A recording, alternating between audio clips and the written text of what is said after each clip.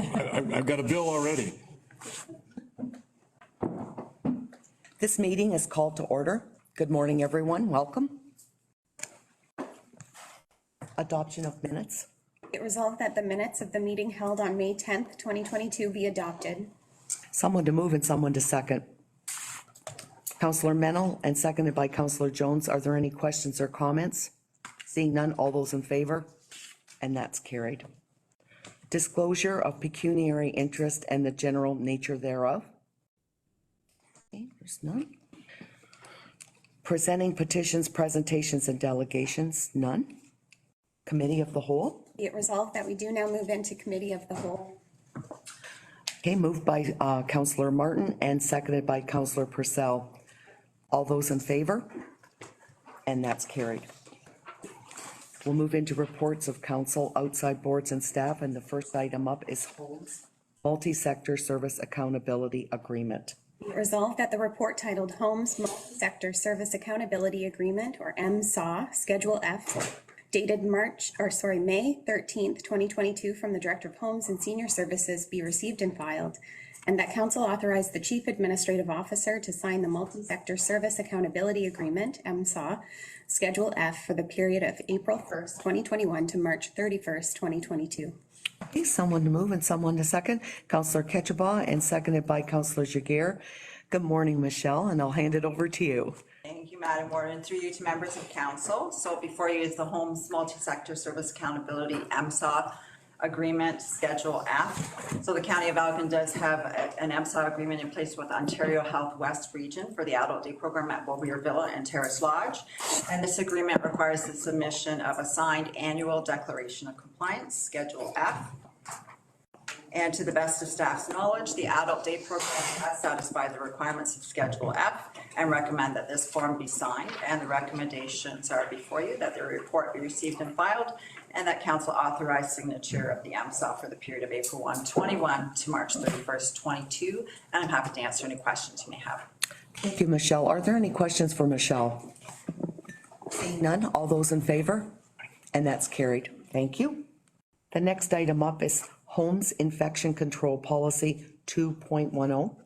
Be it resolved that the report titled Homes Infection Control Policy 2.10, Immunization, Staff COVID-19 and Administration Policy 1.35, Visitors and Resident Absences during a Pandemic, dated May 17th, 2022, be received and filed, and that Council approve the amendments to the Homes Administration Policy 1.35, Visitors and Resident Absences during a Pandemic Policy, and the review and continuation of the Homes Infection Control Policy 2.10, Immunization, Staff COVID-19, and that staff be directed to provide an update report to Council no later than 90 days time, including but not limited to such items as pandemic trends, scientific and medical evidence, updated ministry and public health guidance, resident and family council feedback, labor relations outcomes, and policy and procedure revisions recommendations. Okay, someone to move and someone to second. Deputy Warden Marks and seconded by Councillor Jones, and I'll turn it over to you again, Michelle. Thank you, Madam Warden. Through you to members of council. So in March of 2022, the Ministry of Long-Term Care shifted from a directive requiring mandatory COVID-19 vaccination to a guidance-based approach to support long-term care homes with employer-driven immunization policies. On March 22nd, 2022, Council approved updates to those policies requiring all persons entering the County of Elgin long-term care homes to provide proof of being fully vaccinated with 2 doses prior to entry to the homes. At that time, staff made a commitment to provide Council with an update on such items as pandemic trends, scientific or medical evidence, updated ministry and public health guidance, resident and family council feedback, labor relation outcomes, and policy and procedure revision recommendations within 60 days. Those details are included in this report. And based on those details, staff policy recommendation highlights include the continuation of a 2-dose COVID-19 vaccination requirement for all persons entering the home, encouraging COVID-19 vaccination booster doses for all persons, but a no vaccination requirement for visitors for outdoor visits or absences from the home. As well, an update to outdoor masking requirements when physical distancing can be achieved. At the time of this report, there is a strong indication that many long-term care homes and other healthcare sectors intend to continue with some level of mandatory COVID-19 vaccination policy. The continuation of 2-dose vaccination requirement will provide an extended level or time frame of protection for the vulnerable residents of our 3 County of Elgin long-term care homes. In regards to the current state of the pandemic and the ongoing evolving changes to pandemic measures, staff recommend providing an updated report to council no later than 90 days time frame, including the items listed. So the reports, the recommendations for council are that the report be received and filed, and that council approve the amendments to the visitor and resident absences during a pandemic policy, as well as continuation of the 2-dose requirement for immunization staff COVID-19 policy, and that staff be directed to provide an updated report to council no later than 90 days for those items listed. And I'm happy to answer any questions you have. Thank you. Go ahead, Councillor Martin. Yes, through you, Madam Warden. I'm curious with the 2 vaccine policy now, because if someone's had it more than 6 months before, it isn't very effective anymore. And so I wondered about, should there be a deadline, like a 2 vaccine policy as long as it's been within the last 6 months or whatever, or that they should be getting a booster if it's less than that, but just because I know you're not covered very well if you haven't had the booster after 6 months. So great comment and question. And so there are some homes that have switched to a 3 or even a 4-dose policy for staff. I haven't seen any yet that are also requiring a 3 or 4-dose for visitors. I can say that our staff and residents, visitors of the home, the documentation that we're seeing is very supportive of what's now called a shift from fully vaccinated to up-to-date vaccination, which does include those recommended booster doses. But if council wishes me to take that back and review that, I'm happy to do so. Okay, are there any further questions or comments? Go ahead, Councillor McPhail. What's the level for our residents? 3, 4? So we're working towards 4 doses, and we don't have 100%, mostly because our residents are coming in at different admission states or stages. So based on those timeframes, we're working very closely with public health to make sure we have the vaccination on site, and our team is providing those vaccinations to keep everyone that is consenting to vaccination fully, or sorry, no, up to date. The new terminology. And is there some residents that do not wish to get the vaccine? Yes, but it's very low. It would be less than 5%, if even that, across the 3 homes. But our goal is to fully vaccinate all our residents too. Correct, to the recommended doses, yes. Okay, Councillor Jagger, go ahead. Thank you, Madam Warden. Through you to Michelle. I know later on we're looking at a contractor agreement, and that reminded me, I wasn't sure where contractors fall in this policy. Are they visitors? They are support workers, so they fall within the 2-dose requirement. Okay. You're welcome. Are there any further questions? As Councillor Martin has suggested to Michelle, do council want Michelle to give us more information at our next meeting? Or are we okay with the information that she's provided today? I'm satisfied with what the presentation. Okay, all right. Great, thank you. Thank you. So all those in favor? And that's carried. The next item is laundry and linen services for Elgin County Homes. Be it resolved that the contract for laundry and linen services for Elgin County Homes be awarded to Bright Healthcare Laundries, ProClean Canada, for a 2-year term, and that staff be authorized to extend the contract for an additional 3 one-year terms in accordance with section 7.6 of the procurement policy, subject to satisfactory performance during the initial 2-year contract term, and that the warden and chief administrative officer be authorized to sign the contract. Okay. Moved by Councillor Mennel and seconded by Deputy Warden Marks, and I'll turn it back over to you, Michelle. Thank you, Madam Warden. This report provides details on the request for proposal for laundry and linen services for our 3 County of long-term care homes and seeks council's approval to award the contract. The current contract for laundry and linen services is expiring and a new RFP was recently issued. The firm selected by the evaluation committee is Bright Healthcare Laundries ProClean Canada, our current provider. Their proposal was the highest scoring qualified proposal, offered the lowest overall cost, and thus represented the best complete quality submission. The new price per kilogram is 10% higher than the current cost. However, it should be noted that the current price per kilogram has been fixed since the previous contract began in 2017. The new price per kilogram will be fixed for a 2-year term, and this contract is currently valued at over $350,000 annually. Bright's Healthcare Laundries or ProClean has been providing laundry services to the county for over 15 years and continues to provide a quality product, has provided excellent service and delivery, and demonstrated a thorough knowledge of infection control requirements within long-term care. The recommendations before council are that the, the contract for laundry and linen services be awarded to Bright Healthcare Laundries ProClean, and that staff be authorized to extend the contract as outlined, and that the warden and CEO will be authorized to sign the contract. Happy to answer any questions you may have. Thank you, Michelle. Are there any questions? Seeing none, all those in favor? And that's carried, and thank you very much, Michelle. Thank you. The next item up is the new HR policy 2.170, disconnecting work.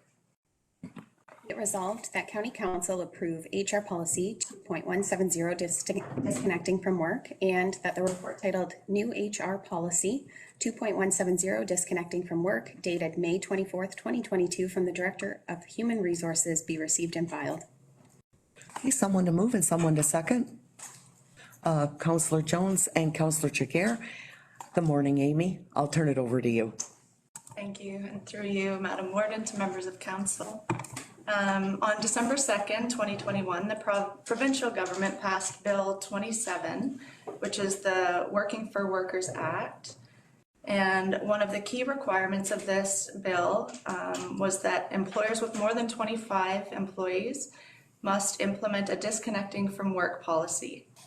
So before council is HR Policy 2.17, disconnecting from work, and was drafted by HR staff, utilizing resources and advice from HR legal firms, as well as in collaboration with surrounding municipalities. The draft policy has been reviewed and feedback from management team members has been received and included within. Additional collaboration will take place with management team in order to develop a set of standards in support of disconnecting from work, standardizing things like out-of-office notifications, scheduling of meetings, and what actually constitutes an urgent matter or an emergency are some of the areas to be further clarified through management team collaboration. And the draft policy before council meets the legislated requirements of Bill 27. Once approved by council, the policy will be posted for all staff to review and acknowledge on or before June 2nd, 2022. Any amendments directed by County Council will be incorporated into the policy before being implemented and communicated. And with that, I'm open to any questions or feedback from Council. Thank you, Amy. Are there any questions for Amy concerning this report? Councillor Jiguer, go ahead. Thank you, Madam Warden. Through to Amy. I was curious, in the section that talks about sending an email outside of work hours, even though it's not urgent, is there not in the version of Outlook that we're using a way to delay and just say, you know, send at 8 a.m. So even if you're writing it at midnight, at least it does not arrive in your colleague's inbox? Is that something you would consider? Definitely, that's a great point, and that's definitely something we want to address through the further standardization with management team. And I know we have that capability. Okay. It's not something we're using yet, so that's on the list for sure. Good point. Yeah, because I think you can't help it if somebody sends you an email and unless it's a Sunday, I think if it's not urgent. Delay. Yeah, Thank you. agreed. Are there any further questions or comments? Seeing none, all those in favor? And that's carried. And thank you, Amy. The next item up is compensation and pay equity review final report non-union staff. So I recommend that we receive the report from the consultants and defer consideration of the proposed recommendations to following our closed session presentation on the same. So we'll turn it over to Stephanie. Good morning, Stephanie. Thank you. Good morning, Warden French, and through you to members of County Council. I am here before you to introduce Jane Mazansky. She is our consultant with the Gallagher Benefit Services and introducing the compensation and pay equity final reports for staff, council, and council boards. As you recall, last August, Council directed staff to retain an external consultant to undertake a compensation and pay equity review. Over the last few months, HR has worked with the consultant, and we've produced the analysis and recommendations before you. Jane will present her 2 reports and answer questions. However, Amy and I are available to assist with any questions. Thank you, Stephanie. Good morning, Jane, and the floor is yours. Morning, thank you. Oh, wonderful. Okay. So I guess we're going to start with the non-union compensation review first, which was the one covering off the staff, the non-union staff. Next slide. Thank you.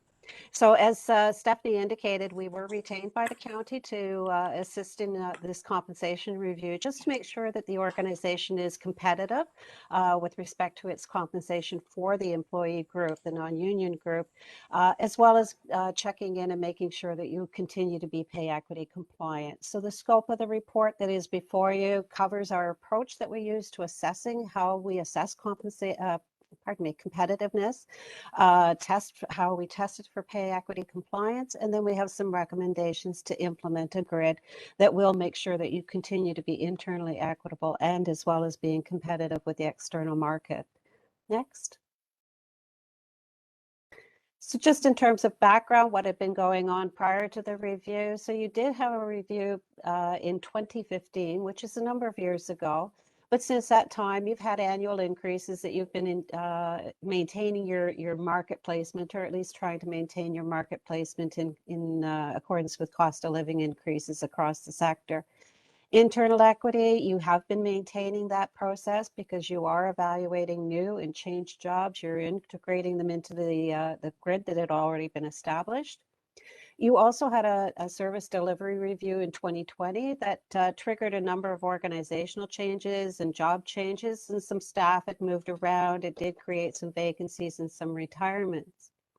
And as the county had experienced, and trying to fill some of these vacancies, they encountered the experience that's going on across the sector right now, across Ontario and across Canada, where the recruitment activity is extremely robust and extremely competitive. There is some anticipation for more retirements coming on the near horizon. Obviously, you can't guarantee when individuals will retire until they serve their notice, but it is something that you have to be prepared for in terms of delivering or making sure that you're competitive to compete in this environment. So what's happened in the municipal sector is we do have that silver tsunami, the term that's being used, where a number of people are retiring in large numbers across the municipalities, and they're all retiring from the senior management roles. They're experienced professionals and technical people. And now everyone is trying to compete for the remaining talent that is in the municipal sector to fill those roles. The other end that's happening in the municipal sector is that we're finding that not a lot of people are going into public sector careers. They're not choosing them as the career. We have people that are, declining enrollment in planning, civil engineering, and in building inspection, building bylaw, anything like that is very difficult to recruit for. And then, as many people might be well aware, the labor market at the lower end, the minimum wage salaries even, there's a lot of stiff competition to hire people for labor, public works types of roles. So that recruitment is one of the big things that's going on right now in that competitive marketplace. The other item that we do try and keep an eye on that has come up in this organization is there is a salary differential that we try to maintain to the unionized roles who are eligible for overtime. So the county itself has already experienced some migration of management people saying enough's enough. I think I'll go back to the union and get paid for the overtime that I'm putting in. So for these reasons, you have to make sure that your salary grid maintains at least a competitive placement in the marketplace, as well as making sure that it's attractive enough to keep your management people in the management roles. Next slide. Whenever we approach our compensation projects with any of our clients, regardless of the scope of the project, these are our pillars that we use as our foundation or as our grounding. So compensation is all about fairness, the felt fair pay. People look at the person beside them. They always have an idea as to what they're doing, and does their pay equate to my pay, or is it higher? And if it's higher, then I'm hoping that they're probably doing more than I'm doing. So how do we assess fairness? We do it based on internal equity. So we evaluate jobs, we create a point value system of the positions so that we can put them into rank order and group them of similar values. So that's the internal equity component. Compliance refers to the pay equity legislation, which is alive and well in the province. And we do have to maintain our pay equity compliance. And it's strictly analysis of job rates. We have for female jobs, and they have to be at least the same or more than the value of male jobs that are in that same employee group or same pay band. Competitiveness refers to the focus primarily of this study that we did is to address attraction and retention issues and making sure that you're competitive to what we call the defined pay market, a percentile of the defined pay market. And then the last item, I mean, the top three items we could do in any private sector organization or broader public sector organization, but affordability tends to be a public sector concern, obviously, because we are having to give due regard that this is public taxpayer funds that we are working with. And so we have to have some regard to the budget that is being proposed as to any changes. Next slide. Just a quick one slide on pay equity legislation, just as a refresh. All public sectors, there's two components you must first of all achieve, which is basically back in the 1990s when pay equity legislation was required. And then you have to maintain your pay equity as well. So at any point in time, the Pay Equity Commission could come in and do an audit, and they would demand to see proof that you have maintained your pay equity compliance. So in this regard, what we have to do is make sure we've taken all of the female jobs, which includes full-time, part-time, seasonal jobs, and most of the casual positions. Pretty well the only female job or male job that we do not include is a summer student. So we have to assess those jobs, and then we have to make sure that we are comparing the female job rates and the male job rates. The Act is very prescriptive in how we determine what's a male job and a female job class, number of tests or considerations that we have to give, which is current incumbency, what has been the historical incumbency, and then stereotypical incumbency. Female job classes that are deemed to be of similar value, so they're sitting in the same pay band by virtue of their job evaluation points. We take a look at all the male job classes that are in that pay band and make sure that the female class is paid at least as much as the male class. The pay rate, when we talk about pay, that they're equal on the same pay level, we're talking about the job rate, which is the maximum rate of pay for the position. And then the maintenance part of it says that you have to do this ongoing evaluation, ongoing comparative analysis, just to make sure that if you've captured any new jobs or any change jobs as a result of organizational change or mandate changes or whatever is triggered new programs or positions, you have to evaluate them and make sure that they're sitting in the pay band and the male-female job class comparison has been made. Next slide. So the market review became the focus of the compensation review. We did have 13 comparators that were established. We did have this presented and approved by council late in 2021. Of the 13 comparators, we solicited all of them. Only 12 participated. Despite numerous attempts to try and get Grey County to participate, they had declined for whatever reasons. But the 12 comparators gives us sufficiently robust information to go forward with. Next.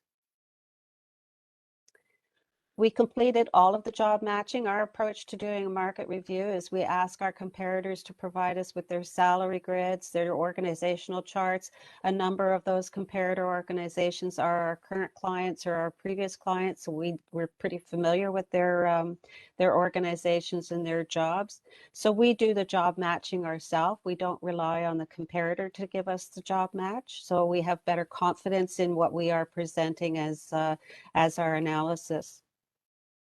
Of the 66 jobs that were included in the review, we had 46 of those that were considered statistical job matches where we had greater than 4 observations.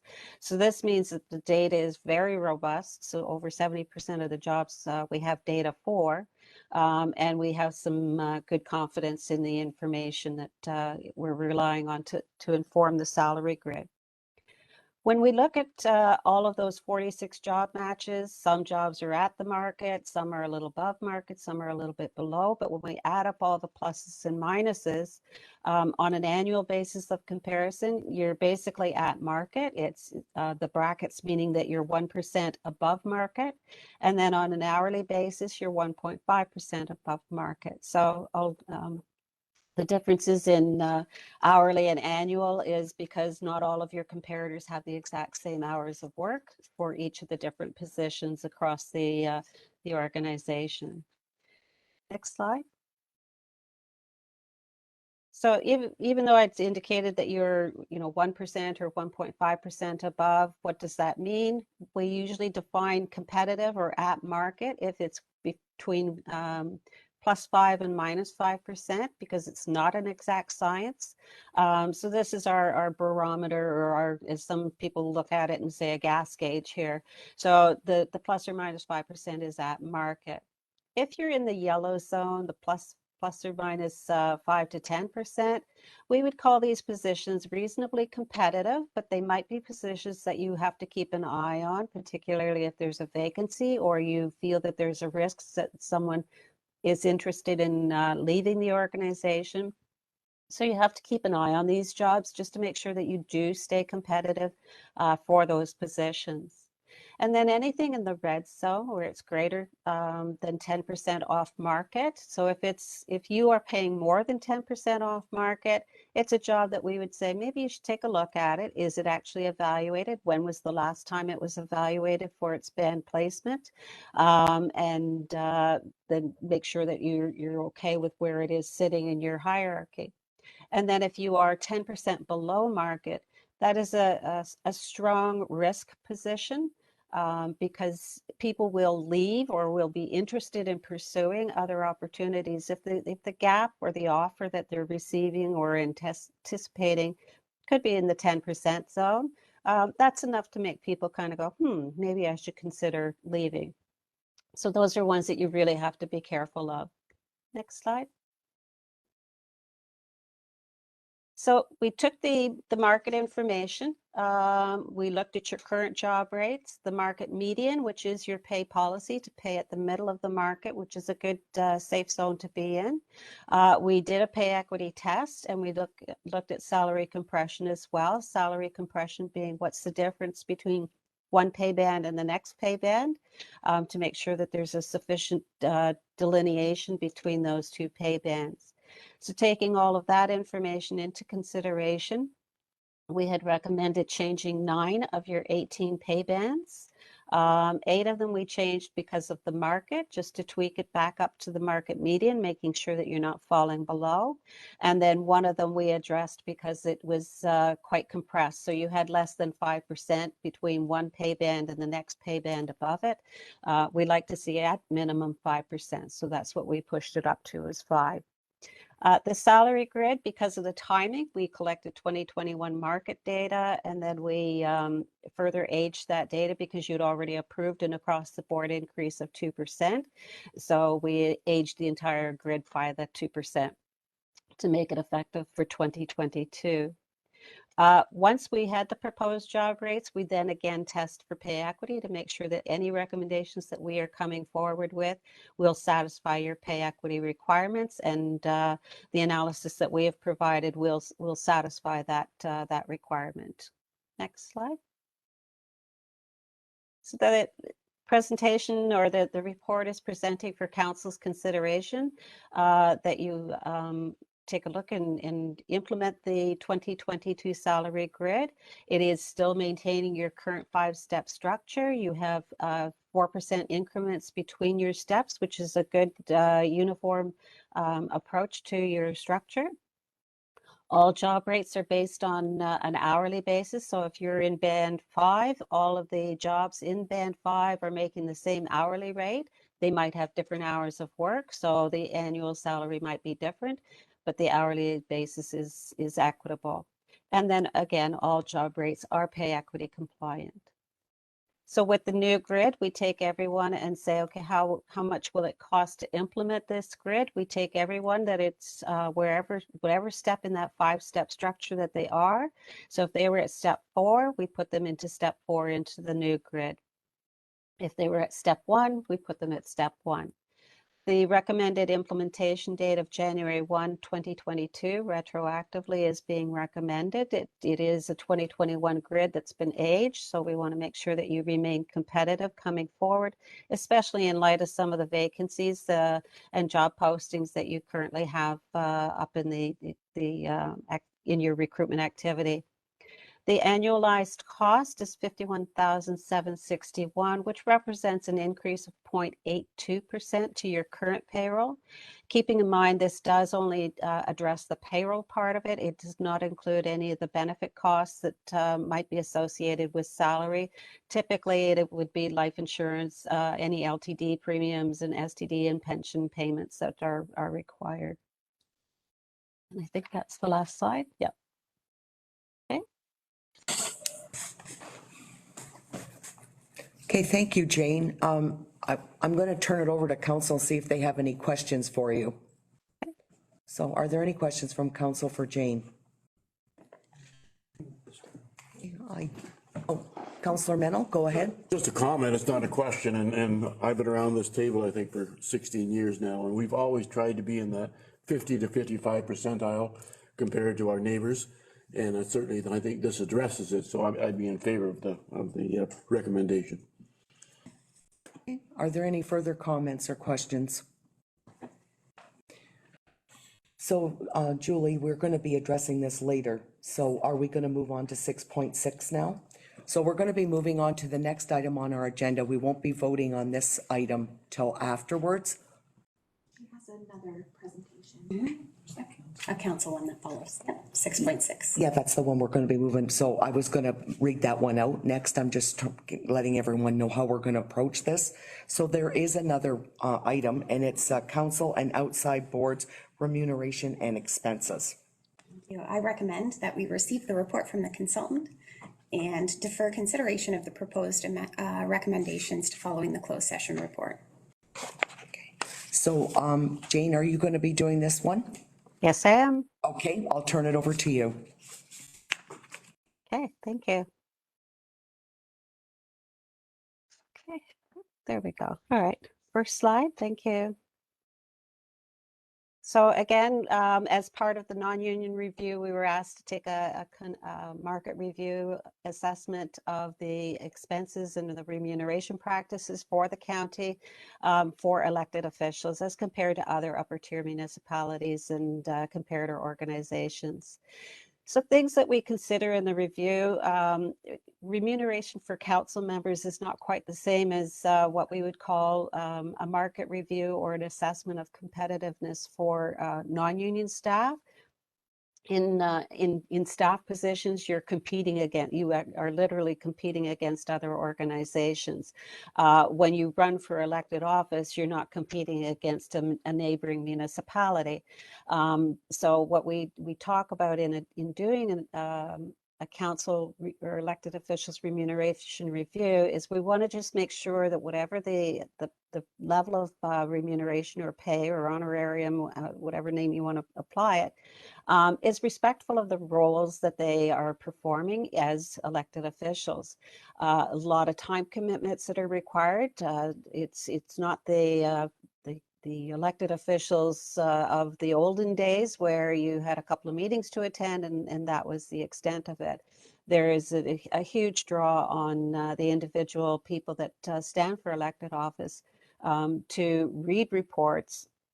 This report itself was presented to you on, I believe, Friday night of the long weekend. So again, even though there's this disconnect from work policy that's being proposed, it's still a reality that you have a certain amount of commitment that's required in the roles and responsibilities. Having said all of that, we still have to make sure that you have a framework that is sustainable and it's reasonable and practical and it's in keeping with current practices across the municipal sector in Ontario. So the report that is presented before you is just a summary of these findings and our recommendations that we are presenting. Next slide. Again, we had the same municipal sectors or comparator organizations with the exception of some of the single tier cities. We did have we had 11 municipalities that we solicited, 10 participated. Again, the County of Grey declined from participating in our survey. We developed a survey questionnaire for the county council remuneration, very specific in terms of what's the base pay, per diems. We want to look at what any other expenses are allowable for things like conferences, any per diems for conferences, access to benefits, and if there is, then who pays the premiums for those things, and then access to technology. So we're looking at what is the draw on the individual member of council for their remuneration. We tabulated all of the responses and this provided us the basis of comparison for our recommendations. Next. Some observations. So remuneration comes primarily in the form of two approaches. We have base salary, which we'll term base salary or base remuneration, and then we have per diems. It's assumed that the reason you're receiving this income is that it's predominantly for attendance at council and committees of council and some boards and ad hoc working groups and whatever the business of the county council level is and how you deliver on those activities, as opposed to at the lower tier level, there might be a bit more predominance in terms of constituency work. In terms of the comparator organizations, we do have 4 municipalities that do provide both bases of remuneration. County of Huron is a little bit unique in that the warden receives a reasonable salary and then they get per diems for every meeting of council that they attend. The councillors, however, actually receive a very minimum amount of remuneration, provided they attend 75% of their council meetings per year. And then every meeting that they do attend, including those council meetings, they also receive a per diem of a substantial amount. The last time I actually didn't have the numbers at my hand, but the last time they reported out their annual, some of it shows quite a difference between councillors in terms of their overall remuneration, and that reflects their participation on various committees or working groups. Haldeman, they provide a lump sum in recognition of the additional work that is required for committee work, other activities that are required as a member of county council. So they provide $5,000 in addition to the base pay. Wherever we've quoted base pay, it does not include this $5,000 amount. Middlesex County, they do pay a per diem. It is specifically for specific committees of council. And then again, for Dufferin County, they pay the committee chair a per diem in addition to the base pay. Administratively, you could say that per diems might be more equitable because it will be reflective of the amount of work that or time that is required of the individual members, and that can vary depending on interest or availability or whatever reason. However, administratively, it does require the administrative staff to monitor and to track the attendance and then to reimburse on the basis of the per diem. Next slide. When we look at just the pure base remuneration, the County of Elgin Warden and the County of Elgin's Councillor rate of pay are identified on the slide, and you can see that no matter how we cut the information when we have the comparator organizations, if we include all of the comparators, then you are significantly below what your comparator organizations are using for base remuneration. If we exclude Huron County, because the Huron County one does not include, for example, in the councillor, it's only $5,000 or 5 and change, but still you are you're significantly below the comparator organizations.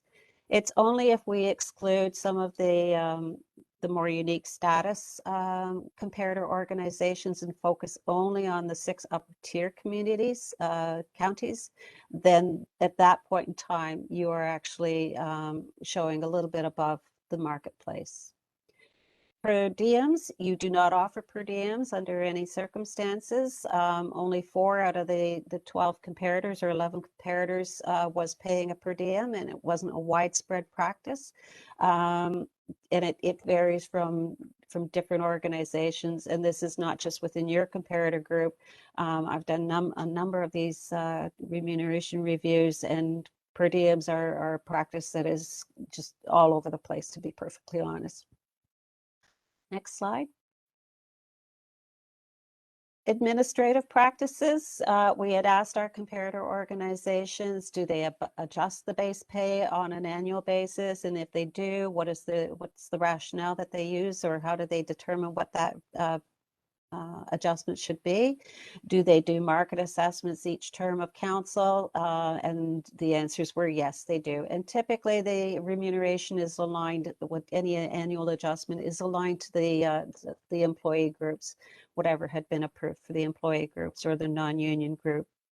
Travel expenses, you're paid on a per kilometer rate, which is very typical across the sector. You are slightly below on the level of remuneration that you're paying, which might be a little bit of significance given the price of the gas these days, but you're currently paying 50 cents per kilometer versus your county comparators or your comparator organizations are paying roughly 55% on the middle of the market. Dental, health insurance, life insurance, accidental death and dismemberment insurance. You are providing access at the county level in Elgin for the insured benefits and for life insurance, and you are offering that at no cost to the member, whereas some of the other organizations, if they do offer it, there might be a cost sharing provision, or might be entirely at the member's cost to provide this coverage. So you're a little bit ahead on that. Next slide. Oh, there we go, thank you. So having considered the information that we have from the 11 comparators, we offer some options for consideration. And again, normally I wouldn't offer options, but because you are so significantly below the marketplace, we thought this would be maybe a better approach to help bridge you to being a little bit more aligned to your comparator organization. So the first option obviously is status quo, no adjustments other than continuing with your cost of living increases. The second option is the other extreme, which is going right to what the market median is of the comparator organizations, and then suggesting that you maintain your per diem rate and practice. And then the third option is at least trying to bridge you a little bit closer to the market median of your comparator organizations. Again, giving some consideration to the roles and responsibilities and the time commitment that is required So we're moving the warden to 80,000, the counselor to 28, just shy of 29,000, and no change to the per diem rate and practices that we're suggesting. The other important thing to note in the recommendations is that these increases would be effective for the new term of council coming in, so in the fall of this year. And I think that's the last slide. Oh, the last part is just to maintain. You do have good practices in terms of maintaining your base remuneration, where you are aligning it to the non-union staff increases, and you are doing a comparative analysis or review every term of office to make sure that you are aligning to your comparator practices of similar organizations. Okay, I think that's the last one. Thank you, Jane. Are there any questions for Jane? Go ahead, Councillor Martin. Yes, Madam Warden, through you. I was just curious that we include the counties to the north and to the east, but not, we only do Chatham-Kent to the west. I didn't know why we don't do Lambton and Essex. I don't have the numbers offhand. I'm not terribly positive. I know we had some conversations about the comparator organizations being suggested last fall. My recollection on that, I apologize, I didn't pull that out. My recollection on that was that they were of different size or different composition. There was also some continuity, I think, that was required or sought in terms of who your comparator organizations would be. And this one aligns more to what you had in previous reviews. Are there any further comments or questions? I don't see any hands up. Thank you very much, Jane, and we will be looking at this in a bit. It's just what we're doing, Council, is we're listening to Jane's presentation in a whole, and then we'll go back to it afterwards and vote on it, if that's okay. So thanks again, Jane, and have a great day. And thank you, Stephanie. 6.6. Do you want to do 6.6 now? So go ahead then.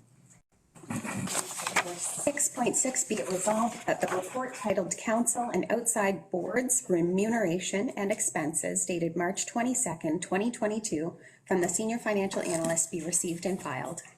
Okay. Someone to move and someone to second. Councillor Mennel and seconded by Councillor Jones. Are there any questions or comments? Seeing none, all those in favor? That's carried. Jen has to do a presentation. Pardon me? Jen has to do a presentation. For 6.6? It's a different one. Oh, It's council's expenses for last year. yeah, it's 6.7. We're just on 6.6 now. Yeah. So we'll, if you want to read 6.7 now, Okay. we'll be moving into that. So Jane's two were combined under 6.5, and then this one is council's expenses for last year, 6.6. Okay, so, So Jen just has to do a quick presentation before we vote. oh, she's gonna give that separately and not with 6.7?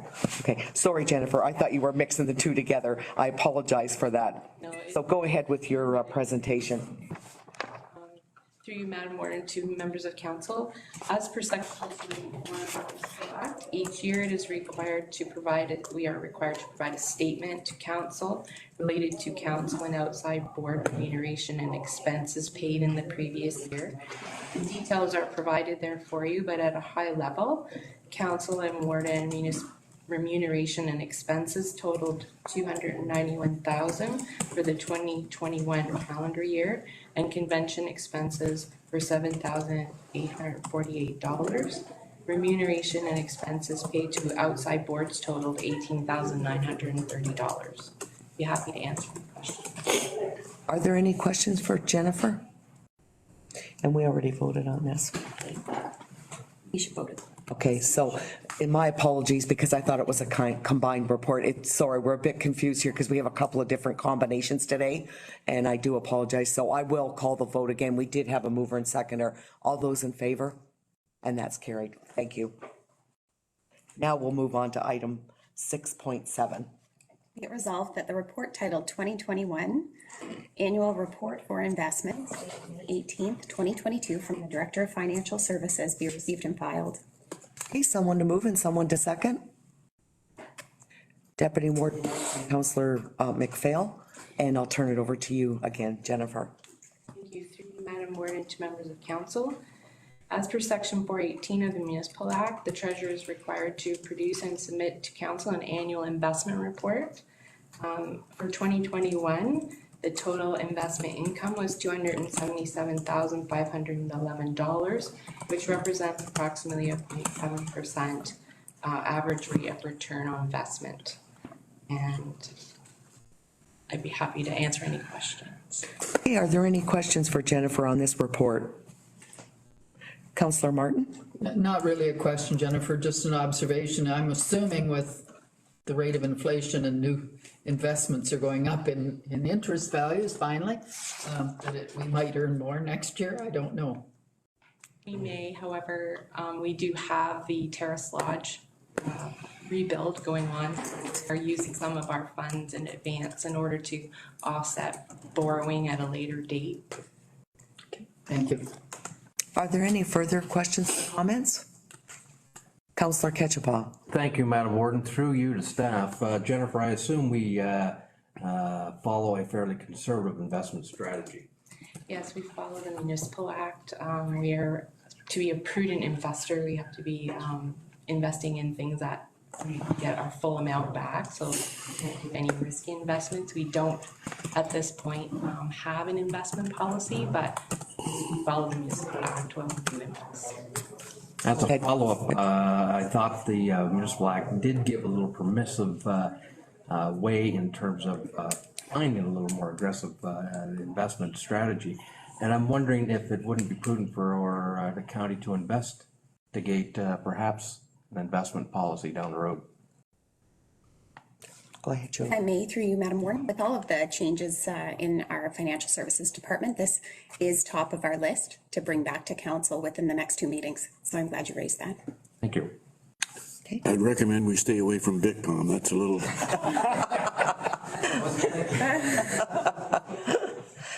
Are there any further questions or comments? Go ahead, Councillor McPhail. Comment, Madam Warden, through you to Jennifer. I think this is your first opportunity of sitting in the chair as Elgin County Treasurer, and I certainly look forward to working with you into the future. I certainly appreciate council's support on that. Okay, if there are no further questions or comments concerning this report, all those in favor? And that's carried. Thank you. And the next item up, 2022 tax ratio and tax rate amendments. Resolved that Schedules A and C of the previous 2022 budget bylaw 22-15 be amended to reflect the revised 2022 tax rates for the small-scale on-farm business, second subclasses for the commercial and industrial property classes, and that the necessary amended 2022 budget bylaw be read for approval. Okay, someone to move and someone to second. Councillor Ketchapah, Councillor Purcell, and I'll turn it back over to Jennifer. Thank you, Madam Warden, members of council. Earlier this year, council was presented with the 2022 budget, and at that time there were still 2 items that were outstanding. One of the items was the landfill property class, which required a revenue neutral tax rate to be established for 2022. And information that we needed to receive from MPAC related to properties and their assessed values that were eligible for the second subclass of the small scale on-farm business tax program. Council accepted to approve the small scale on-farm business tax program, and as a result, the shift in taxes resulted in approximately $1,600 of tax needing to be moved on to other classes. That changed the tax rate or tax rates from 1.67799 to 1.6842 to be shifted. So approximately a slight increase of 0.0043 to all the other tax rates were a result. And there was no significant change to the landfill property. So we have provided Schedule A and Schedule C again for your approval, as well as the final bylaw, which will be read later in the presentation. Okay, thank you, Jennifer. Are there any questions for Jennifer? Okay, seeing none, all those in favor, and that's carried. Thank you, Jennifer. The next item up is amendment to the approved format telecommunications equipment. Be it resolved that the report titled Amendment to the Approved Format to Telecommunications Equipment Consent and Road User Agreement dated May 17th, 2022 from Senior Legal Counsel be received and filed, and that County Council approve effective May 24th, 2022, the approved format Telecommunications Equipment Consent and Road User Agreement. Okay, someone to move and someone to second. Councillor Mennel and Councillor Martin. Good morning, Nicholas, and I'll turn it over to you. Thank you. Good morning, Warden. Good morning, Council. So this is a cleanup as much as anything. So last year, Council approved a sort of standard telecom agreement. And you'll recall that towards the end of last year and early this year, through negotiations with one interested telecom party, there were revisions made to that original standard one. And so moving forward, it's really just cleaning up. There's an approval from last year on what I'll call the old agreement. We now have a new agreement. So this report and what we're asking you to do is to just update the sort of standard approved format to match the one we've been recently going with, and we'll continue with that going forward. So it's lawyers love administrative efficiencies, and here we are just sort of updating our template. It's the easiest way to put it. Subject to that, I would answer any questions. Are there any questions from council? Seeing none, all those in favor? And that's carried, and thank you, Nicholas. The next item is Agenda Management Software RFP Project Award. Be it resolved that the provision of services associated with the agenda management system, request for proposal 2022-P05, submission received from eScribe Software Limited in the amount of $25,900 annual cost, awarded, and that the Chief Administrative Officer be authorized to sign the supporting agreement. Someone to move and someone to second. Councillor Jones and seconded by Deputy Warden Marks. Good morning, Catherine. I'll turn it over to you. Thank you, Madam Warden. Through you to County Council. As part of the 2022 budget process, County Council authorized staff to draft and issue an RFP for agenda management software. Elgin County Administrative Services staff support approximately 163 council, committee, executive leadership team, and management team meetings a year with agenda and minutes creation. This agenda management software will streamline the agenda and minutes creation process and significantly reduce the amount of time administrative services staff spend on compiling these agendas and minutes. Additionally, the software will improve the experience for members of the public and the media who are accessing council and committee agendas, minutes, and time-stamped meeting videos. These materials will be uploaded into an attractive and easy to navigate public portal located on Elgin County's website. Additionally, County Council will have access to agendas and other relevant documents through a password-protected portal that will be accessible from anywhere using a variety of devices. A request for proposal was published on March 16th, 2022, seeking an experienced software firm to provide this agenda management software solution to the County of Elgin. The software firm selected by the evaluation committee is eScribe Software Limited, based in Markham, Ontario. The proposal submitted by eScribe Software was the highest scoring qualified proposal and thus represented the best complete quality submission. This firm has successfully completed over 165 agenda management software implementations across Ontario and regionally. eScribe is a cloud-based software and the data is hosted in Canada. All backups and intellectual property belong to the County of Elgin and can be requested for download at any time. eScribe takes precautions and is insured against privacy breaches, unauthorized access of information, and network incidents. All proponents that submitted a proposal to the county will be advised of the contract award and will be offered a debriefing of their individual proposal submissions. The total approved budget for this project is $30,000. And the term of the contract is 3 years, with subscription fees increasing by 5% annually. The total amount is $25,900, coming in under budget. I would be happy to answer any questions. Thank you, Catherine. Are there any questions for Catherine? Councillor McPhail? Is there gonna be a training session for counselors to do this? Because we have e-scribe at West Elgin, and to be honest with you, I've never ever linked onto it. Because I never get anything when I do, so they still send out the agendas like they've always been. So, Absolutely, we will be providing training. okay, because it's not just as easy as all of a sudden I see an email there that says e-scribe for, and, you know, I can't make it work. Some of my other counselors can't make it work, and we're still using the traditional way of doing it. So there's gotta be a way around it. Yes, absolutely. Training materials as well, training sessions, and then materials to access afterwards for review. Any further questions or comments? Seeing none, all those in favor? That's carried. Thank you, Catherine. Very patient training. The next item up is Elgin Public Urbanism Amendment to Planning Services Agreement. Be it resolved that the report titled Elgin Public Urbanism Amendment to Planning Services Agreement, Expansion of Scope of Services, dated May 17th, 2022, from the General Manager of Engineering, Planning and Enterprise and the County Solicitor be received and filed, and that Elgin County Council approve an amending agreement to the Planning Services Agreement with Republic Urbanism to expand the scope of services contemplated herein to that set forth in Schedule A hereto, and further thereto, that Elgin County Council authorize the Warden and Chief Administrative Officer to execute such amending agreement at the direction and under the guidance of the County Solicitor. Okay, someone to move and someone to second. Councillor Jones, and seconded by Councillor McPhail. Good morning, Steve. I'll turn it over to you. Council.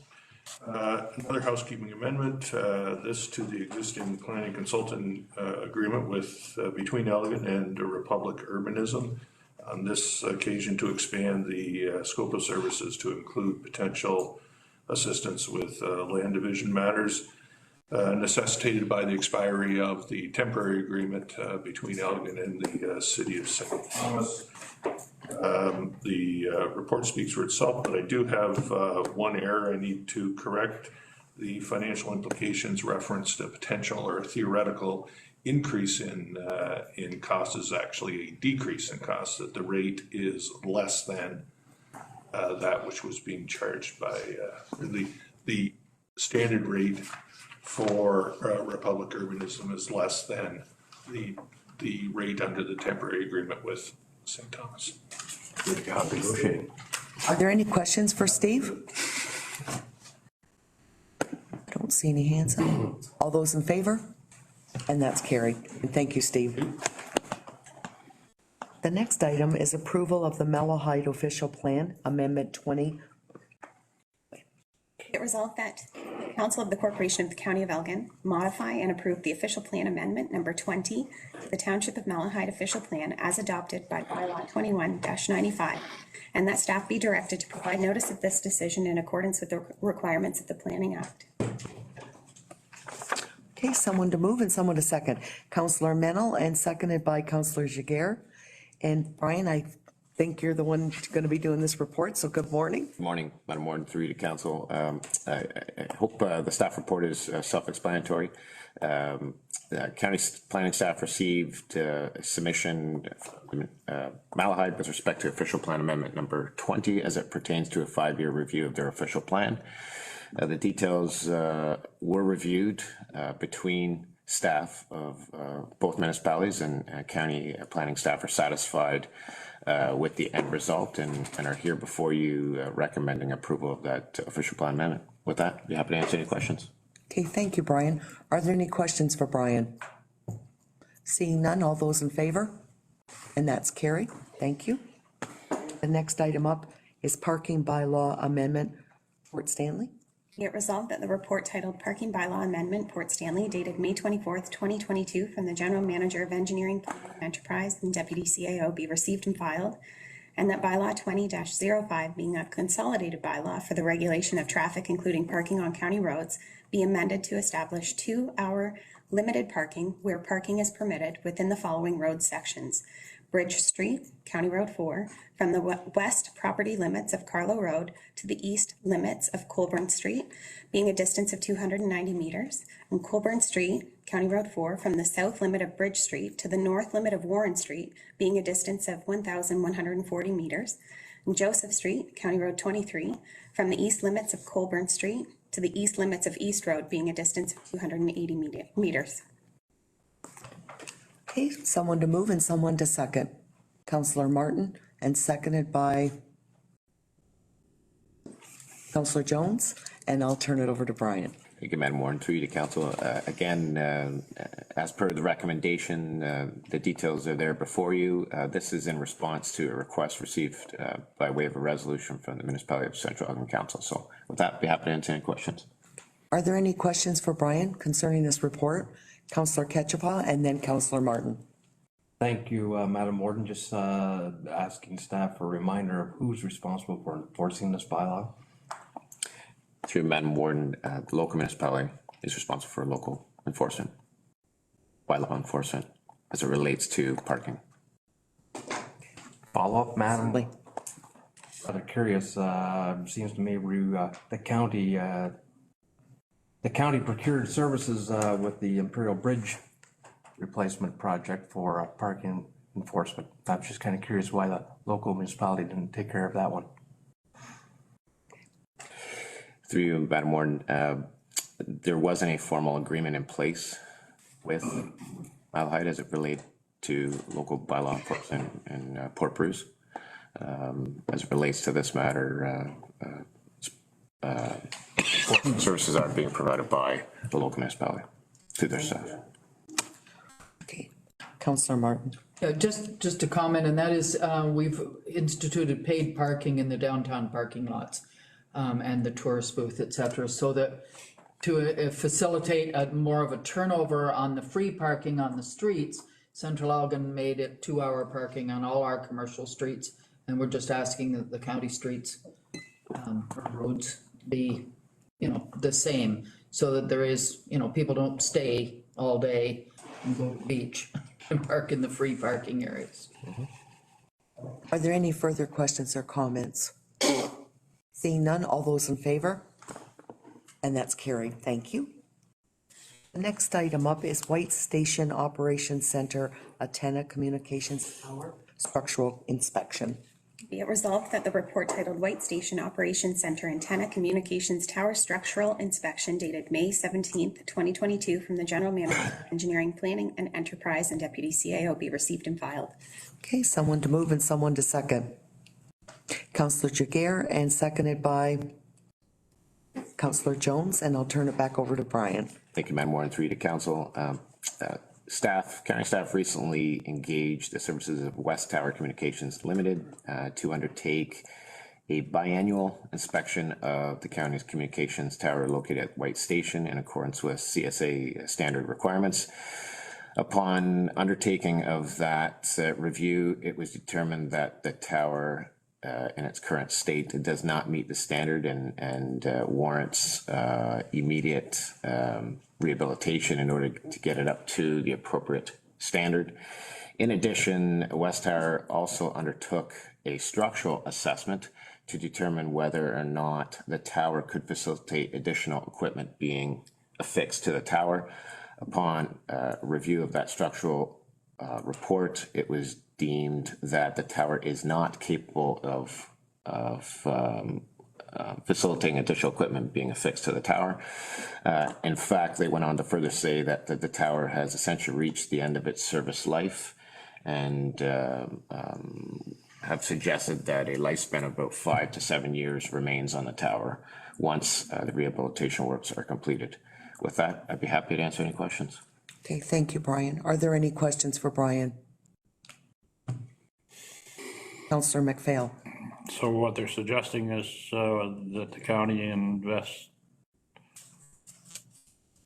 $20,000 in this old lame horse to keep it alive for 5 years, and then it's all over with. Through Madam Warren to Councillor McPhail, That is correct. About $20,000 to keep, to extend its service life about 5 to 7 years to maintain compliance with the standard. Replacement of the tower is in the magnitude of $200,000 for a like tower. If county council were to choose in future to offer the opportunity for additional equipment to be affixed to the tower, then a larger tower would need to be installed, offering that capability at an increased cost. Go ahead, Councillor McPhail. Is this something that we can refer back to the connectivity committee to kind of have a look at and fold it into the long-range planning of what is needed and what the direction might be, and then that committee can digest it and bring a recommendation back to county council? Through you, Madam Warden. Yes, I had a note. We haven't had a connectivity committee meeting in quite some time, and we actually had an agenda prepared right before our systems went down. So I think it is appropriate that this matter be brought forward to the connectivity committee, and it will dovetail nicely with some of the advocacy strategies that we're hoping to put before the committee for their consideration. So we'll get that arranged in the coming weeks for sure. Okay, are there any other comments? Seeing none, all those in favor? And that's carried. The next item is request to install prohibiting engine brake signs. Be it resolved that the report titled Request to Install Prohibiting Engine Brake Signs in Village of Springfield, dated May 24th, 2022, from the General Manager of Engineering, Planning and Enterprise and Deputy CAO be received and filed. Okay, someone to move and someone to second. Councillor Mennel and Councillor Jones, and I'll turn it back over to you, Brian. Madam Warden, through to council. County staff received a resolution from the Township of Malahide requesting a truck study count to inform their staff of volumes with respect to truck traffic entering and exiting the village of Springfield. In addition, request also included installation of engine brake or prohibition of engine brake use signage on select county roads. As detailed in the staff report, truck volume counts were already received, and the most recent updated values provided to local staff. As it relates to the installation of prohibition engine brake signage, from county staff's opinion, such signage would be deemed courtesy signage and is not enforceable. Such signage doesn't exist in accordance with the applicable highway traffic manual. So at this time, county staff aren't recommending installation of such signage for a series of reasons as listed in the staff report. With that, I'd be happy to answer any questions. Okay, thank you, Brian. Are there any questions for Brian? Councillor Martin. Just one comment. I know we requested this at the north end of Belmont and with the, the Middlesex County or Thames Center, actually, they agreed to do it. And so it was installed between Elgin and Middlesex Center or Thames Center, sorry. That was about 2 years ago. Are there any further comments about this report? I will say, this is something I know about. In the States, it's common, not here. And actually, the road they're talking about, I don't even know why you'd need your engine brake because it's flat. I know this from being a truck driver. So honestly, obviously they're speeding then. There'd be no other reason why they'd be using it. So, because there's no hills there, and we know they have to follow the weight rules. So, I mean, if you had a heavy load and you're going down a hill, yeah, you need a jake brake. But, so, yeah, I agree with what Brian's come up with. I can see that, people would be concerned about it. Councillor Jones? Unfortunately, some guys like to use it because it sounds cool. I know some like that, so they see a sign and they use it just because there's a sign, so I don't. Are there any further comments about this report? All those in favor? And that's carried.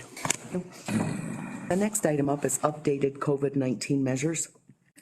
Resolved that the report titled Updated COVID-19 Measures dated May 17th, 2022 from the Chief Administrative Officer be received and filed, and that County Council support the ongoing implementation of the COVID-19 vaccination verification policy number 8.309 for 90 days. Okay, someone to move and someone to second. Councillor Martin and seconded by Councillor Jiguer. And Julie, did you have any further things to add to your report? Nothing further, but I'd be pleased to answer any questions. Are there any questions for Julie? Seeing none, all those in favor? And that's carried. Thank you. The next item up is council correspondence. And the first item is a letter from the town of Aylmer. So I guess we have to discuss it before we can actually resolve what we're going to do. So open it up to a discussion with council about the letter. Does anyone have any comments?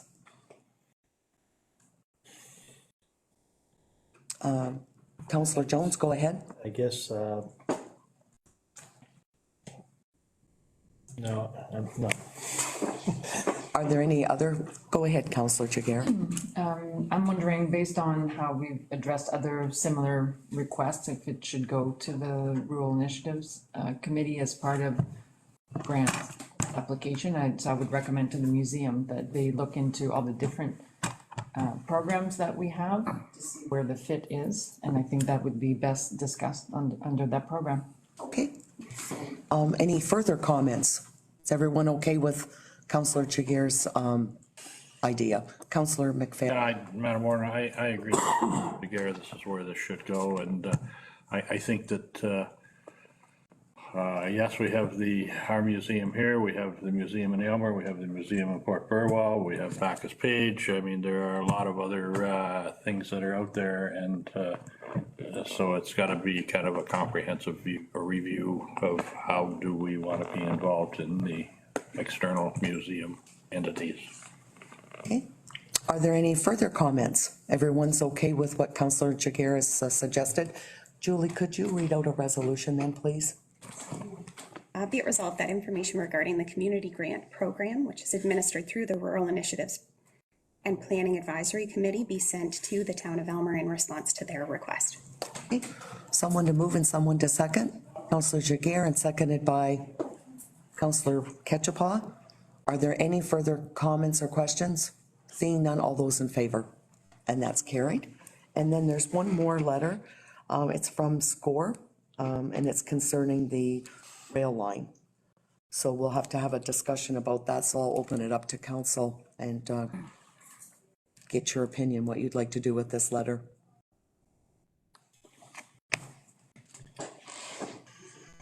I think they're looking for support, literally from a letter, but also they're looking for money. So I believe it's 150,000 and over 3 years. And as we all know, we've already got our budget struck for this year. So we certainly, I'm not sure how we'd approach that, but does anyone have any ideas, or are you in support of this? Or Councillor Jones? Obviously, we have, Elgin County, we have a lot of things in the works right now, a lot of things tugging at our purse strings. I'd like to hear from, obviously it affects the three easterly municipalities more than it does the rest of us, and kind of like to hear what their thoughts are. Okay, Councillor Ketchapaw? Yes, thank you, Madam Warden. My understanding is that the municipalities are responsible for the approaches to these rail crossings anyway, so that's part of it. Green Line in Bayham was rehabilitated this last fall, and Bayham did contribute a small token towards that project, and that was for the approaches. We can't touch anything between the rails. We know that. That's restricted. So if we're responsible for the approaches, then $150,000 over an $8 million project doesn't sound that bad. And if you put it out over 3 years, again, it's simply a little more palatable. But maybe considering the fact that we're already set for 2022 in our budget, this is something you might want to refer to the budget committee. What does everyone else think about that? I think that's a great suggestion. Councillor McPhail.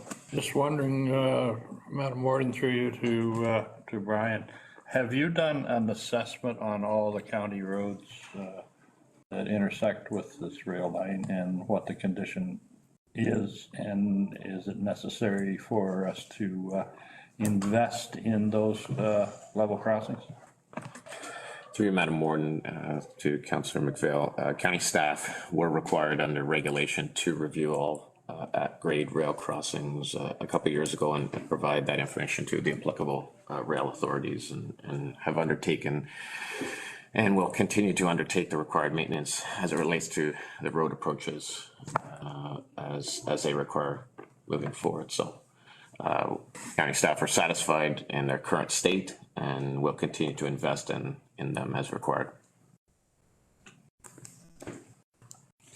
Sorry, if I'm specifically as it relates to the rail crossing itself, as Councillor Ketchabah noted, that is the area of focus for which the request is being. The actual tracks, the approaches.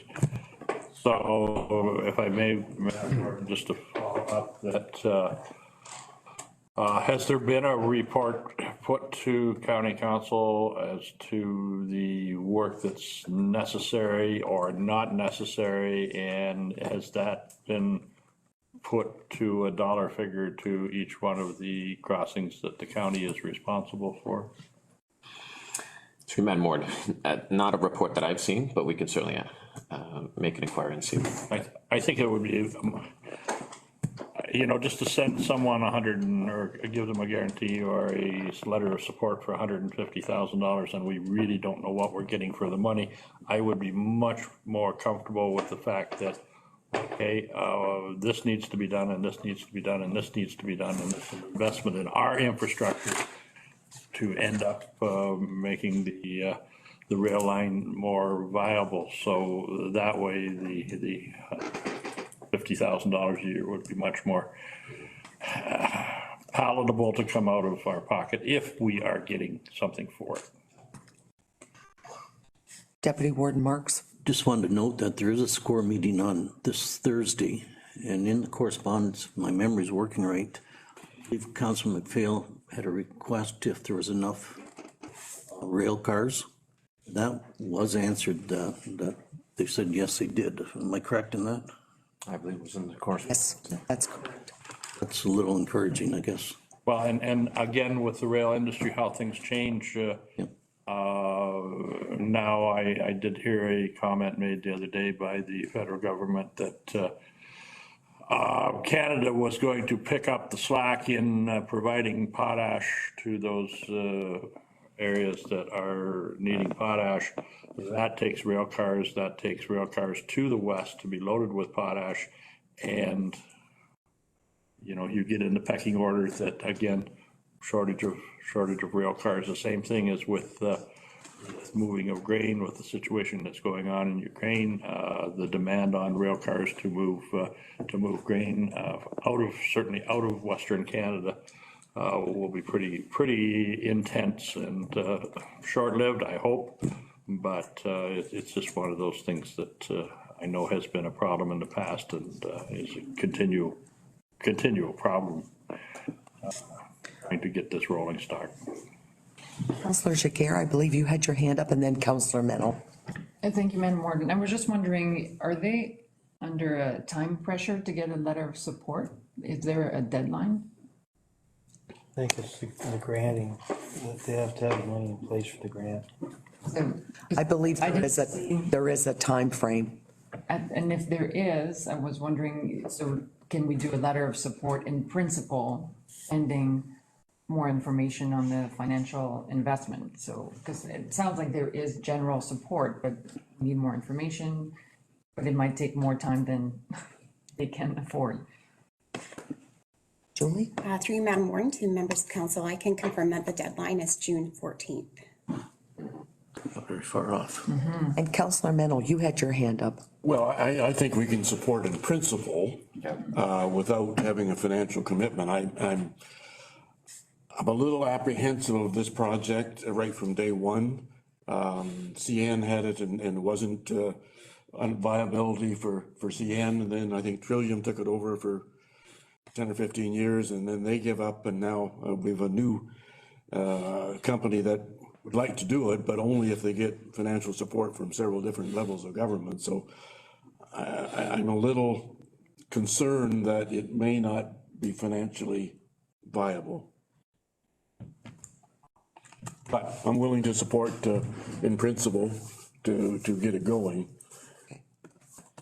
Do we have any further conversation with this, or we'll have Julie read? Oh, sorry, did you have something there? I was just gonna ask, if Julie can pull together Yes. the motion, or just, do you want us to do it? We can do it too. We can try.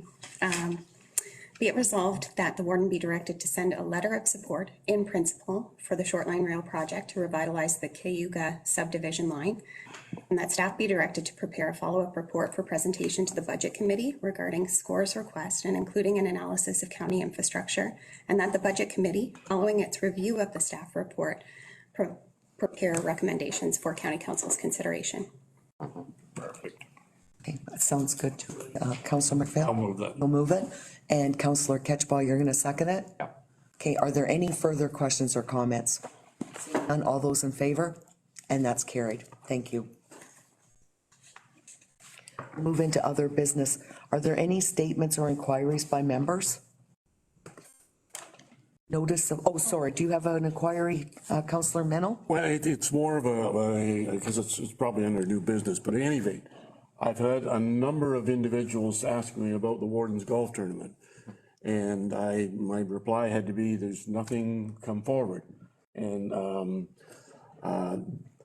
my fear is that if we don't this has been a tradition for, I think, 12 or 14 years. And if we don't have it, it may just, the next warden may not have as easy a time resurrecting it. So I guess my request to the warden is that I would love to see this golf tournament sometime this summer, and direct staff to start moving on it. So it would be a request to you, Madam Warden, to do this. I know you're not a golfer, but that 20% of the people that are involved aren't golfers. They're duffers that do it more for the social aspect rather than the golf. So I guess I would put that request to you. Okay, well, I can partially answer that now, but I'll certainly talk with staff. But our fundraiser that we did was in lieu of doing the golf tournament. And, you know, our staff worked really, really hard on that. And I'd hate to ask them again to set up something else. And we really did phenomenally, like about $28,000. So I'm not sure I want to go to that well again and ask for more money. So I'll consult with our staff, Councillor Mennel. Certainly those who contributed towards the fundraiser, you don't necessarily have to go back to them, but still that there's a fair amount of money raised just through the fee for the golfers. And certainly I know that United Way is in need of funds, and I think they would be very happy to see this one go forward. Okay, any other comments from council about this? Since we're having the discussion. Yes. What's your gut feeling, Julie? I know you've worked closely with this event over the last number of years. Do you feel there's enough gas in the tank to ask staff to get involved in another function? I know in the past years it's been kind of a team building event to get out in nice weather and see a lot of people from a lot of different areas that do attend. Think we got enough gas for another go around, or you need to reserve that until you do just have some discussions with the warden and the staff? Yeah, through you, Madam Warden, to Councillor McPhail. I think best if I touch base with my team and the warden, and we can always follow up with council. Are there any other inquiries or statements? Madam Warden, just simply a reminder that I look forward to seeing as many members of council as possible in Vienna on June the 4th at Edison Fest. Practice up your cross-cut saw technique. Make sure it's sharp. Yeah, make sure it's sharp. You've got last champions. You have to beat out the town crier and myself. So look forward to seeing you there. Thank you, Councillor Ketchbaugh. We have to bring our own fuel for the I'll supply. Any further inquiries or statements? Notice of motion, I don't believe there is any. Matters of urgency. And now closed meeting. It resolved that we do now proceed into closed meeting session in accordance with the Municipal Act to discuss the following matters under Municipal Act Section 239-2. We'll slightly rejig the order. So we'll start with in camera item number 2, which is security of property, followed by in camera item number 3, which is financial services, and the one listed as number 1, organizational update, will be the last considered. Moved by Councillor Mennel and seconded by Councillor Jiguer. All those in favor? And that's carried. Thank you. Are we gonna have a brief? Welcome back, everyone. We'll now rise and report. So first, one up for our resolution. So for the first item considered, which was security of property, be it resolved that staff proceed as directed. We haven't had a motion to rise yet. Yeah, motion you gotta read that, yeah. My mistake, sorry. Be it resolved that we do now rise and report.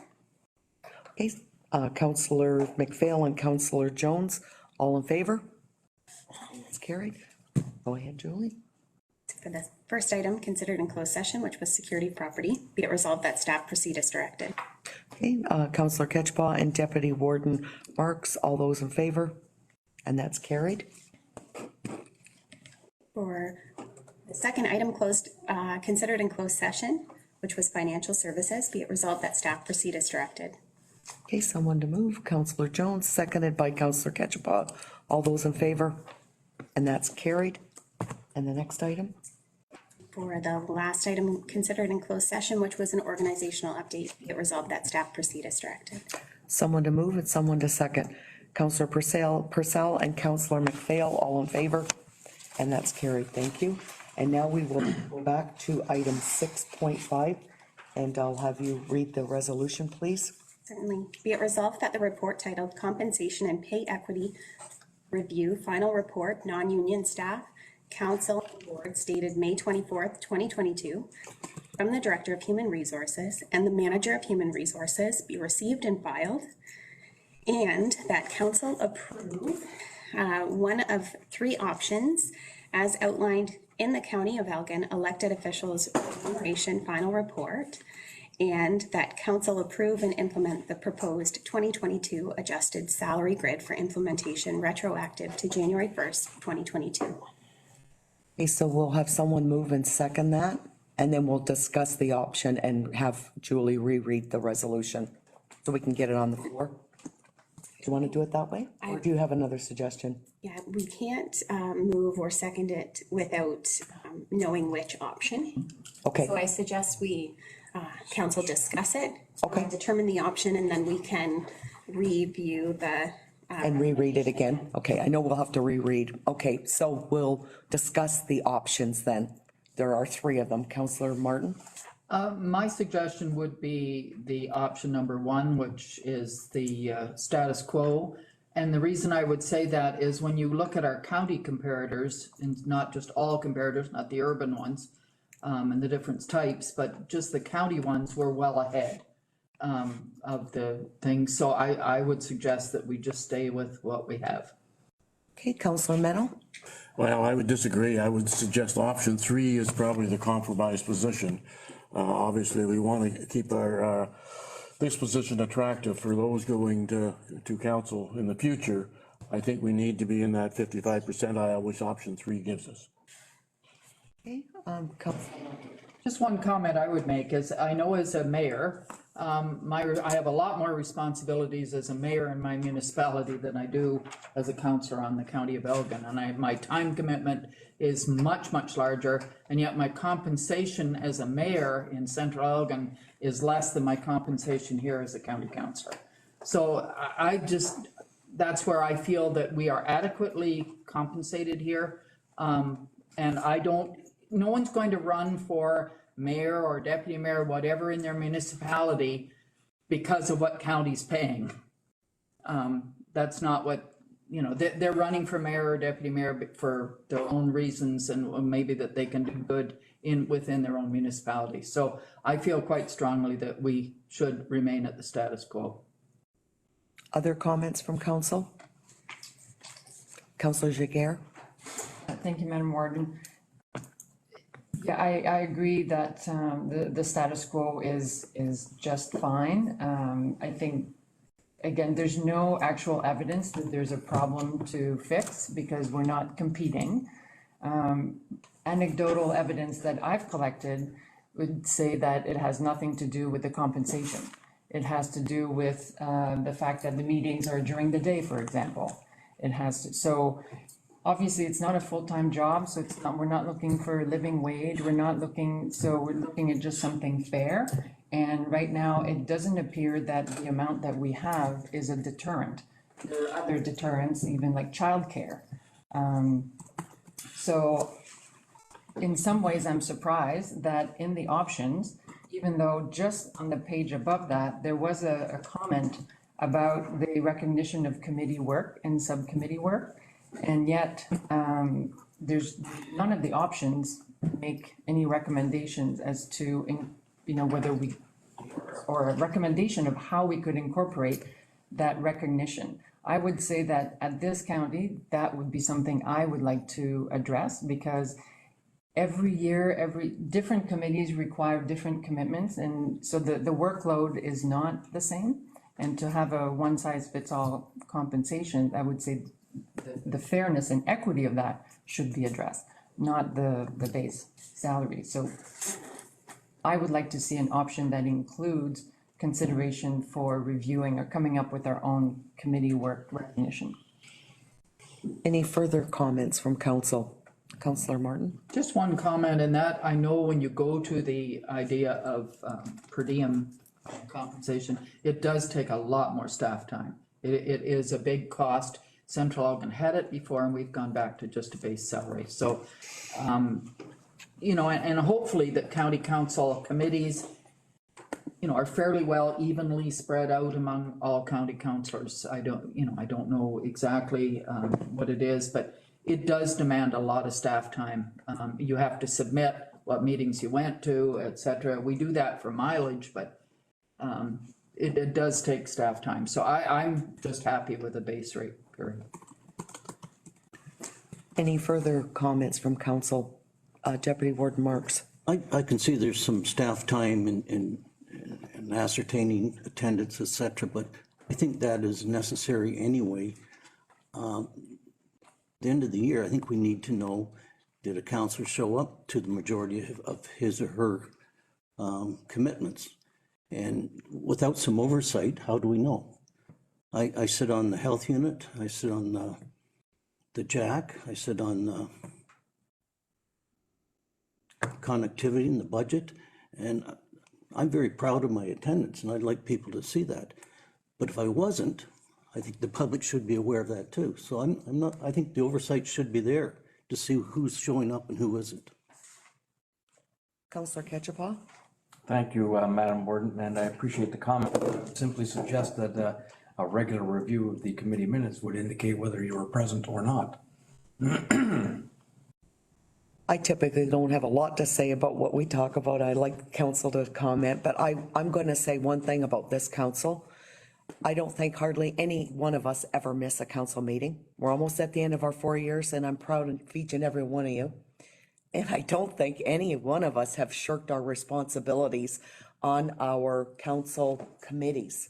I think we take them very seriously. I've never heard one negative comment from the public about, you know, our councillors not doing their job or not going to their meetings. So that's just my reflection as the warden. I have to commend this council for all their hard work and dedication. So, and that you don't see that everywhere, but this council is amazing. Deputy Warden Marks? Couldn't agree more, but without that oversight, how do you know? Because the next council may not. And again, I think you need that oversight. I agree wholeheartedly. This council's been great. Councillor Purcell? Following that, I suspect those numbers are already available because we get paid compensation for mileage committee reports. We get paid for using the internet when we were using the internet for committees, for anything we do. So it's already embedded in the background if we needed it, which would be, if somebody was that interested, that's not hard to pull out the expense reports for each individual council members for the year. So I think it's already there, so that I agree the accountability should be there, but it is there. We just haven't had a reason to pull it up. We do pull it up in general terms because we put down the conventions and the mileage and expenses as a grand total. But embedded behind that, those numbers are already there, so. Councillor McPhail. Okay, well, thank you, Madam Warden. God, I couldn't get those words out. I've sat at this table under both systems where it was per diems for committees. You've been down that road too, Bob, and now sitting here as it's changed to a base wage. Still really doesn't make a difference to me at the end of the day, because I've always maintained that we're fairly well compensated for what we do in this room. The problem is, as we all know, there's a lot of things that we do that isn't quantifiable, because there's, how do you put a dollar figure on the phone calls? How do you put a dollar figure on the disturbed ratepayer? How do you can't qualify it? But it's for what we do in this room, I think that we're quite well compensated for it. Going forward, myself, I would prefer that wage increases to this group here is tied the same as every other employee in this organization, that if it works out that it's 2%, that's fine. If it's 1.5%, it's fine. If it's 5%, that's fine. And you have the justification that we're not taking any more than anyone else. We're just the same as everyone else. And it takes away this dilemma of sitting in a room around the table that a number of us had to do many, many times, trying to justify our existence and are we compensated fairly. Again, I think using the base that we have now, yes, inflation is out there. But it's a difficult question to always ask a council to make their own lunch. And I think if we leave it set at we get what everybody else gets, I can look at any employee in this organization and say, I'm on the same level as you are. You get whatever you get, I get the same. Councillor Jones. And I'd have to agree with, thank you, Madam Warden. Councillor McPhail and Councillor Martin, I think we do get paid fairly at the county. I do like the system we're under now. It's, I don't know of anybody that shirks their responsibilities.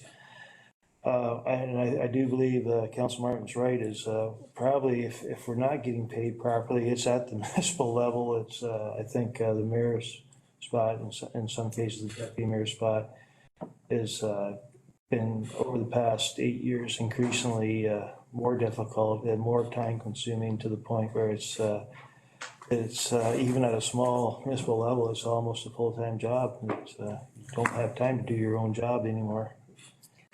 So anyway, I think county is good where it's at, and I do agree with just the cost of living increase every year. I don't have a problem with that. Are there any further comments?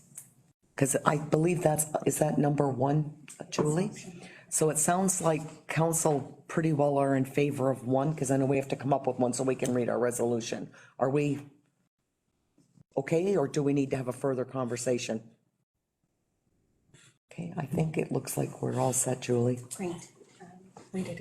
Yes. Be it resolved that the report titled Compensation and Pay Equity Review Final Report Non-Union Staff, Council and Boards dated May 24th, 2022 from the Director of Human Resources and the Manager of Human Resources be received and filed, and that County Council approve option 1 as outlined in the County of Elgin Elected Officials Remuneration Final Report, which is to maintain the existing levels of base salary subject to annual cost of living adjustments as per current practice, And further, that council approve and implement the proposed 2022 adjusted salary grid for implementation retroactive to January 1st, 2022.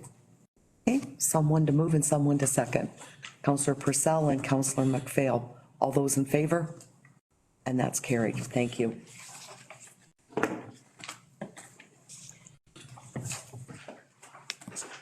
Motion to adopt recommendations from the Committee of the Whole. Be it resolved that we do now adopt recommendations of the Committee of the Whole. Okay, someone to move and someone to second. Deputy Warden Marks and seconded by Counselor Jones. All those in favor? And that's carried. Now consideration of bylaws. The first, second, and third read of bylaw 22-22 being a bylaw to amend bylaw number 22-15, bylaw to provide for the adoption of the 2022 budget of the Corporation of the County of Elgin, and to establish the 2022 tax ratios, and to establish the 2022 tax rates for the county constituent municipalities.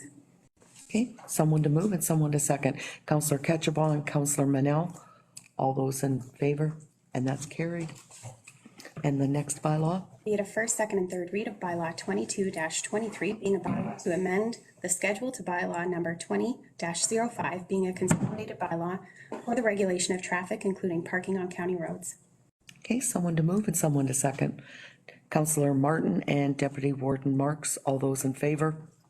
And that's carried. And the next one, please. Be it a first, second, and third read of bylaw 22-24, being a bylaw to confirm proceedings of the Municipal Council of the Corporation of the County of Elgin at the May 24th, 2022 meeting. Someone to move and someone to second. Counselor Mennel and seconded by Counselor Jones. All those in favor? And that's carried. And adjournment. Be it resolved that we do now adjourn at 11:08 to meet again on June 14th, 2022 at 9:00 a.m. Okay, someone to move. Deputy Warden Marks. All those in favor? And that's carried. Thank you very much.